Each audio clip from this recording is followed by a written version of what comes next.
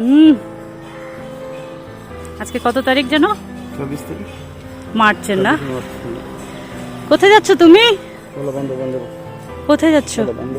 সকালবেলা ঘুম থেকে উঠেই ভেবে, আরে বাবা, খুশি হয়ে গেছে ঘুরতে যাওয়ার নাম শুনে। নমস্কার, কেমন আছেন সবাই? আমি রাজ্যর মা বলছি। এইবার ঈদের ছুটিতে আমাদের প্ল্যান ছিল বান্দরবান যাওয়ার। তো আমি অবশ্য বান্দরবান আরও 6 মাস আগে গিয়েছি, আমি রাজ্যর বাবা আর আমাদের কিছু বন্ধু বান্ধবীরা মিলে। তো এইবার ভাবলাম যে মিরিঞ্জা হাউস যেটা আছে ভ্যালি, ওইখানে যাব। আমরা ওইখানে থাকবো একদিন, এক রাত, ওইখানে সৌন্দর্যটা দেখব। লামা চকরিয়ায় অবস্থিত মিরিঞ্জা বাজারের ঠিক অল্প একটু পাশে মিরিঞ্জা রিসোর্টটা। সচরাচর তো বন্ধ পাওয়া যায় না অফিস থেকে, এই একটা ঈদের ছুটির জন্য বসে থাকি তীর্থের কাকের মতো। কবে ঈদের ছুটি হবে আর কবে আমরা একটু ঘুরতে বেরোবো। চলে এলাম চকরিয়া জিদ্দা বাজারে। এইখানটায় নাকি নামতে হয়, এখানটায় নেমে এখান থেকে সিএনজি কিংবা অটো করে তারপরে মিরিঞ্জা বাজারে আমরা রওনা হব। তো ভাবলাম যাওয়ার আগে কিছু চানাচুর, বিস্কিটস আর মুড়ি নিয়ে নিই, তাহলে আমরা রিসোর্টে বসে খেতে পারবো যদি মন চায়, তাই নিয়ে নিলাম। আর এখানে আমাদের নাকি এনআইডি কার্ড লাগবে ওখানে পৌঁছাতে হলে, তো এনআইডি কার্ডটাও প্রিন্ট করে নিলাম। আর এই যে একটা সিএনজি চেপে বসলাম, এই সিএনজি মামা যিনি আছেন উনি আমাদেরকে অনেক ইনফরমেশন দিয়েছেন, কোথায় যেতে হবে, কোথায় নামতে হবে, আর গাড়ি ভাড়া আসলে কস্টিংটা কতটা মিনিমাইজ করতে পারবো কী মাধ্যমে, সব কিছু উনি আমাদেরকে খুব সুন্দর করে বুঝিয়েছেন। এই যে আমরা রওনা হলাম মিরিঞ্জা বাজারের উদ্দেশ্যে। রওনা হতে হতে দেখলাম যে যত ভেতরের দিকে যাচ্ছি ততটাই শান্ত একটা পরিবেশ পাচ্ছি, আর অল্প অল্প করে পাহাড়ের চূড়ায় উঠছি। এর আগের বার যখন বান্দরবান গিয়েছিলাম তখন আমি পাহাড়ি ফুড টেস্ট করতে পারিনি। তো আমি এবার রাজ্যর বাবাকে বললাম যে যত কিছুই হয়ে যাক, যাই হোক না কেন, তুমি কিন্তু আমাকে পাহাড়ি ফুড টেস্ট করাবেই। তো সেও বললো যে ঠিক আছে, আগে আমরা যাই গন্তব্যস্থানে, তারপর গিয়ে বুঝতে পারবো যে কোথায় কি পাওয়া যাচ্ছে না পাওয়া যাচ্ছে। কথা বলতে বলতে আমরা একেবারেই মিরিঞ্জা বাজারের কাছাকাছি চলে এসেছি। ওই যে দেখা যাচ্ছে, এই যে এইটা একটা টিনের একটা ছোট্ট হোটেল। এই হোটেলটার সামনেই আমাদেরকে সিএনজি ড্রাইভার নামিয়ে দিয়েছে। তো আমরা এখান থেকেই লাঞ্চটা কমপ্লিট করে রওনা হব আবার রিসোর্টের উদ্দেশ্যে। তো এখানে বাইরের পরিবেশটাও একটু দেখিয়ে দিই। যতটুক চোখ যাচ্ছে পাহাড় পাহাড় আর পাহাড়। এই খাবারটা এত স্বাদ ছিল, আমি জানি না যে আমরা কি খুব ক্ষুধার্ত ছিলাম দেখে এই ডাল আর একটু পাতলা মাংসের ঝোল এটাকে এত ভালো লেগেছে কিনা, কিন্তু খুবই অসাধারণ একটা খাবার ছিল ওই সময়। আর এটা হচ্ছে বাইরের একটা পরিবেশ। এই যে টিনের হোটেলটা দেখতে পাচ্ছেন, এই হোটেলেই আমরা লাঞ্চটা করেছি। আর বাজারটা একেবারেই ছোট।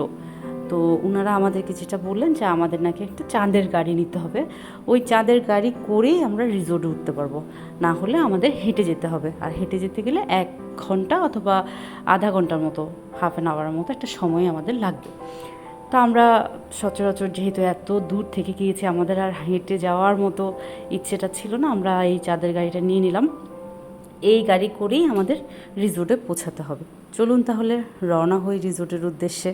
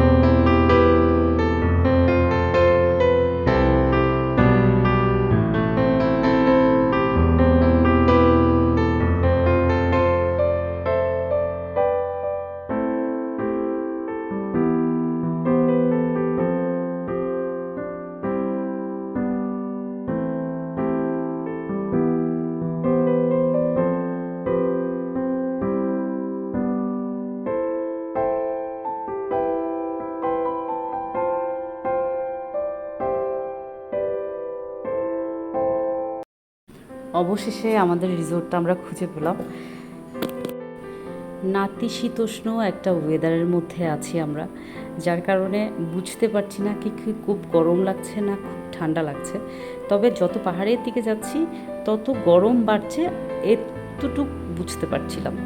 এই যে আমাদের রুমটা হচ্ছে এটা, আমরা পট হাউস নিয়েছি। প্রথমে ভেবেছিলাম যে জুম ঘরটা নিব, কিন্তু ওখানে যাওয়ার পরে আমার ডিসিশন চেঞ্জ হলো। আমার কাছে মনে হলো যে জুম ঘরের থেকেও পট হাউসটা খুব বেশি ইন্টারেস্টিং হবে, কারণ এরকম ঘরে তো সচরাচর দেখাও যায় না। আমরা যারা লোক বসতিতে বসবাস করি আর থাকাও হয় না, যার কারণে আমি বললাম যে চলো পট হাউসটাই নেই। বাইরের দৃশ্যটা দেখুন কি সুন্দর।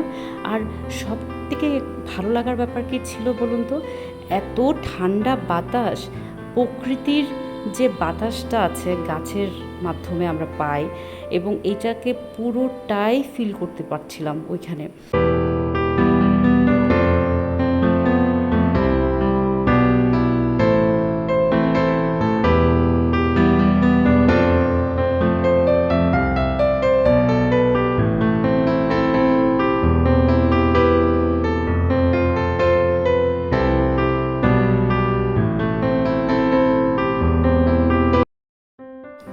ভেতরের দিকটা একটু দেখাই আপনাদেরকে।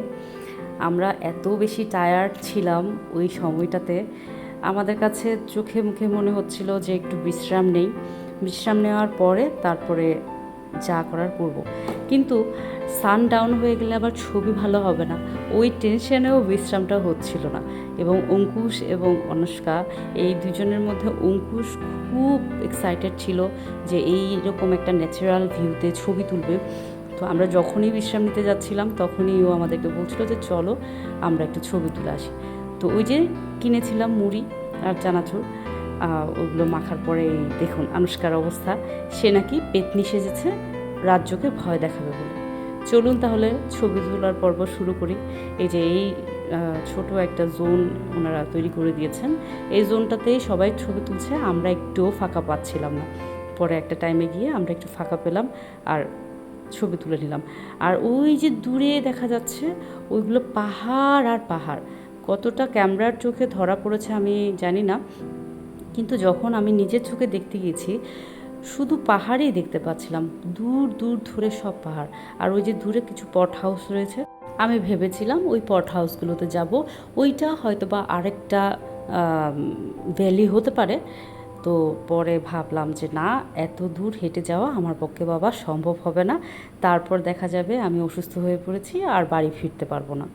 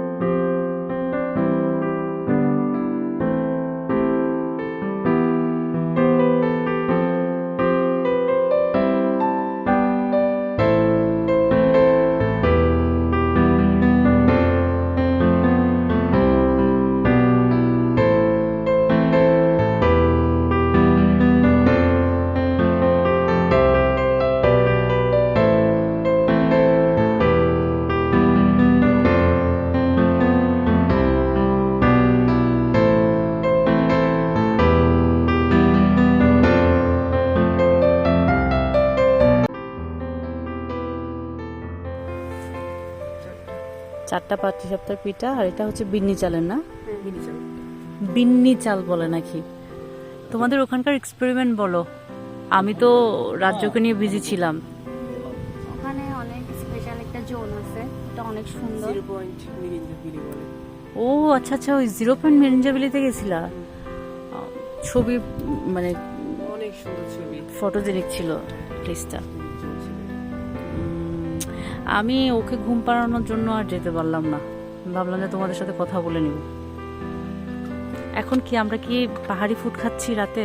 আমি বেরোচ্ছি, দেখি কি করা যায়। আমার দিকে যেতে হবে। কি আইটেম আছে বললো ওরা পাহাড়ি ফুডে? ব্যাম্বু চিকেন আর আর লাক্সু, লাক্সু। আঙ্গুলি। ওনারা নাকি মানে একদম পাহাড়িদের হাতে রান্না করে দিবে এরকম কিছু। অথেন্টিক পাহাড়ি খাবার। তাহলে ট্রাই করি। ঠিক আছে, দেখি না। আচ্ছা, আগে এটা শেষ করো না। আচ্ছা চলো।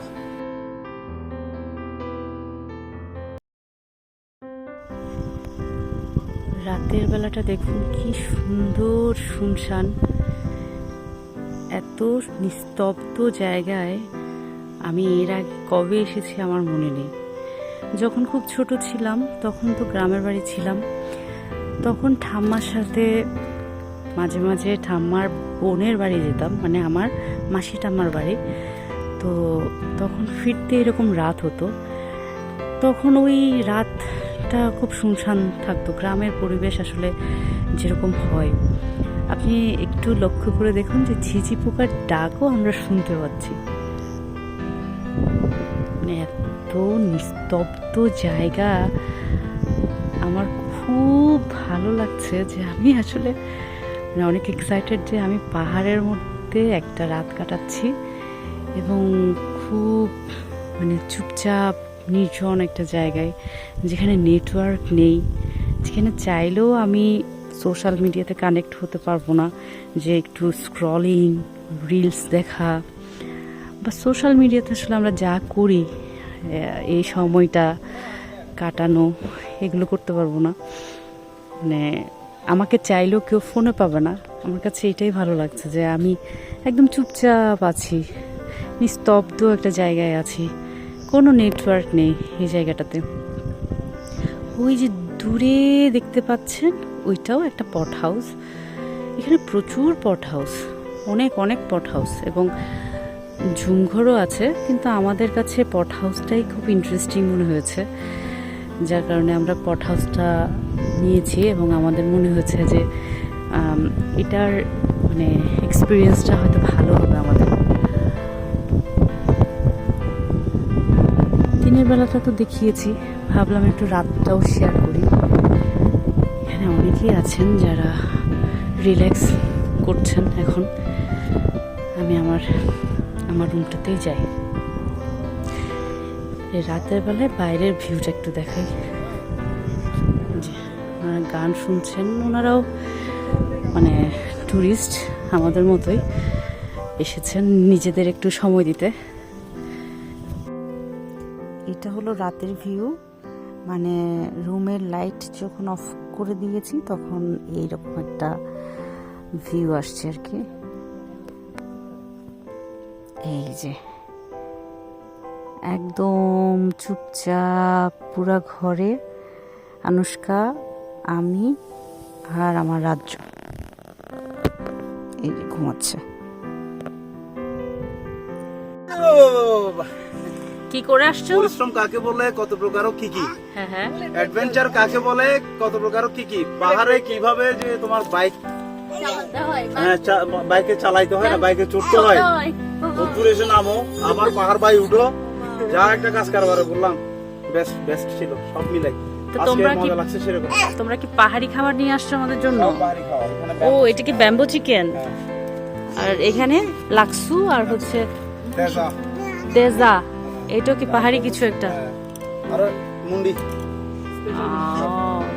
থ্যাংক ইউ আমাদেরকে পাহাড়ি খাবার এক্সপেরিমেন্ট করানোর জন্য।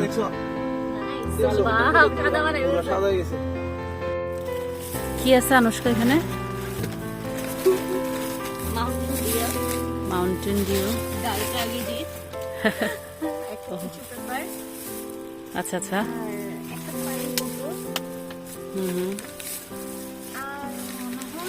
পাহাড়ি খাবার দাবার এগুলো। চলো ওগুলা খুলি আমরা আস্তে আস্তে। এটা যত সম্ভব মরিচ ভর্তা। রাখো, এগুলো মনে হয় সবই পাহাড়ি খাবার। এটা মনে হয় সিদ্ধ কোনো শাকসবজি হতে পারে। এটা আমার মনে হয় মিক্স করে খাওয়ার মতো কিছু একটা। কিছু হতে পারে, হ্যাঁ। এটা চিকেন আর পেঁয়াজ দিয়ে কিছু একটা হবে, ভর্তা টাইপসের। ওই যে কি জানি নাম বললো, আমি তো ভুলেও গেলাম। এটা ডাল। ও ডাল ভাত, এটা হচ্ছে রাজ্যের জন্য। এটা মনে হয় রাইস হবে। তাহলে রাইসটা এখানে রেখে দাও। আর এটা তো দেখে বোঝা যাচ্ছে ব্যাম্বু চিকেন। চলো এটা খুলি। ও এইটা হচ্ছে মুন্ডি। এখানে পাহাড়ি খাবারের নামগুলা কি কি? মুন্ডি আছে, আর তারপর হচ্ছে কি জানি আর একটা নাম বললো, তোজা তোজা তোজা। তারপর ব্যাম্বু চিকেন। রাইস ডাল। হ্যাঁ, আর এটাকার কি হবে? এই যে এটা, ওটা হচ্ছে চিকেনের একটা আইটেম। এটা চিকেনের এই যে কিরকম পেঁয়াজ টেস্ট দিয়ে ভর্তার মতো। আচ্ছা চলো ব্যাম্বু চিকেনটা খুলি। কি নাম জানো এটা? এটা তেজা। তেজা। আর এটা হচ্ছে মুন্ডি, এটা লাক্সু। এটা লাক্সু। স্পেশাল মুন্ডি, ওটা পাহাড়ি খাবার। মুন্ডির মধ্যে পার্থক্য আছে, এটা স্পেশালটা। স্পেশালটা ওটা নরমাল না। নরমাল না, এটা একটা নরমাল মুন্ডি আছে। দেখি ব্যাম্বু চিকেন খোলা হচ্ছে না? হ্যাঁ, ব্যাম্বু চিকেন। ইয়েস। খোলো খোলো। এটা খুলো। এটা আমি কখনোই টেস্ট করিনি, এটা কখনো ট্রাই করা হয়নি আমার।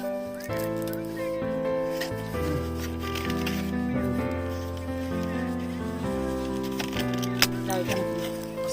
আচ্ছা দেখতে কিরকম, এটা একটু দেখি। দেখতে পারবো না, ভালো দেখতে আচ্ছা পারবো। খুলো।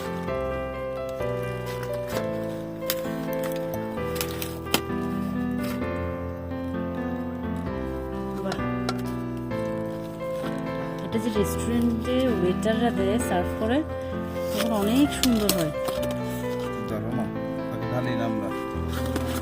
এখন না বুঝতে পারবো। বাহ বাহ বাহ, বাড়ি চমৎকার দাও। চমৎকার। ধরো, ধরো। বাহ, খুবই সুন্দর। মানে এগুলো সব চিলি না? চিলি আর চিকেন। Chilli chicken. ধরো, এটা ফেলে দিই।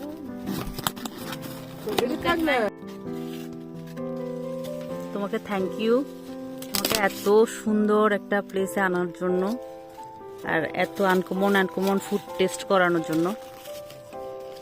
এই যে আমি অন ক্যামেরায় তোমাকে থ্যাংক ইউ জানালাম। তাই নাকি? পাহাড়ি ফুডগুলো টেস্ট করার পর বেশ কিছুক্ষণ আড্ডা দিলাম আমরা নিজেরা বসে।